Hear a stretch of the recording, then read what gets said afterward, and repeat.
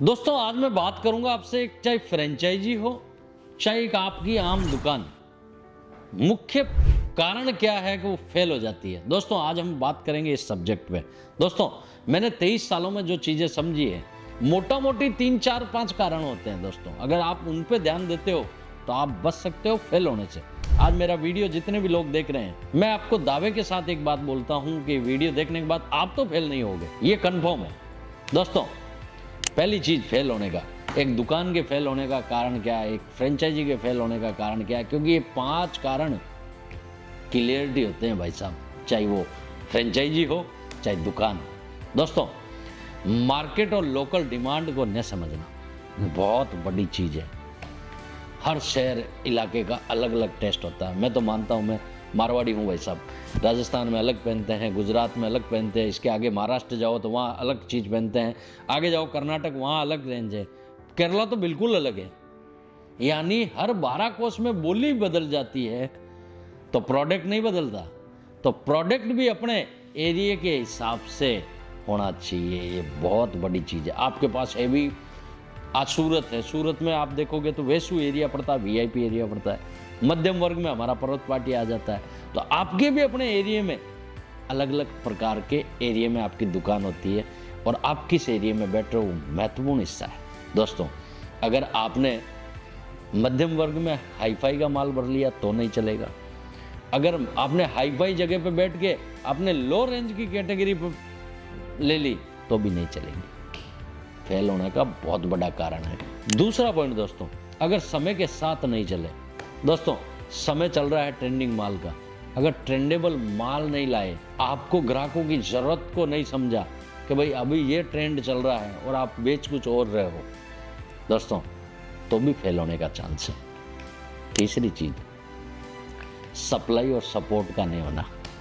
अब आप बोलोगे भाई साहब इसका कैसे, भैया माल समय पर नहीं मिले तो, अगर आप फ्रेंचाइजी ले रहे हो तो आपकी टीम की ट्रेनिंग, मार्केट गाइडेंस ये भी नहीं मिल रहा हो, तो आपका कोई पार्टनर ही है वो भी सपोर्ट नहीं कर रहा है, तो ये सब चीज़ें आती है भाई साहब सप्लाई में।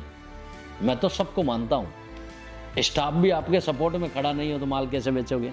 हर एक चीज़ें हैं भाई साहब, इन पे भी आपको फेल हो सकते हो अगर इन चीज़ों पर ध्यान नहीं दिया तो। चौथी चीज़, फाइनेंशियल खर्च और कंट्रोल का अनुभव।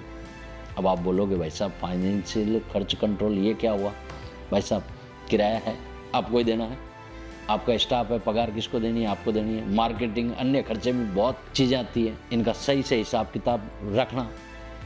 सेल अच्छी होने पर प्रॉफिट नहीं बचता हो। अब मुझे बताओ भैया, किराया, स्टाफ, मार्केटिंग ये सब खर्चा रहेगा और सेल अच्छी नहीं हो तो प्रॉफिट कम हुआ तो नुकसान किसका, अपनी कंपनी का। तो अपनी दुकान बंद होने के चांस है ना, भूलने की जरूरत नहीं है।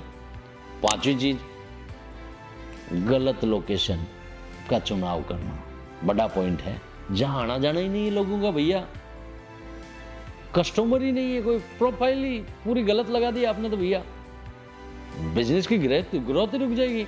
लेडीज बेडीज आना जाना ही नहीं है भैया उधर, तो किसी का गलत लोकेशन में जगह ले ली।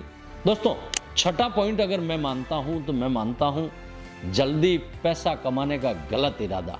शॉर्टकट और गारंटेड प्रॉफिट की सोच से पार्टनर अक्सर लॉन्ग टर्म प्लान नहीं बना पाता है, ये बहुत बड़ी चीज़ है। दोस्तों शॉर्टकट कुछ भी नहीं है, हमारे पास जैसा ग्राहक आया ऐसा नहीं है कि इसको 3 गुना प्रॉफिट में दे दिया, 4 गुना में दे दिया, ना ना, एक मार्जिन बेस होना चाहिए। एक शॉर्टकट कुछ भी नहीं भैया, लिमिटेड है। हमें पहली कक्षा में सिखाया गया मुर्गी का 1 अंडा रोज खाओ, मुर्गी का गला नहीं चाहिए। तो आपके पास शॉर्टकट कुछ नहीं होना चाहिए। अगर ये सोच के भी आप और आपके भागीदार हो तो भी आप आगे नहीं बढ़ पाओगे।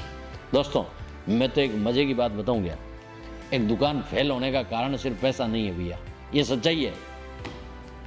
साला गलत प्लानिंग और समझदारी की भी कमी है ना, तो भी हम फेल दुकान को कर सकते हैं। ये 4-5 पॉइंट है, नॉर्मल बातें लगी होगी आपको, लेकिन सच्चाई ये है कि समझदारी और प्लानिंग गलत बहुत बड़ी चीज़ है। ऐसे में लगातार आपसे मिलता रहूँगा।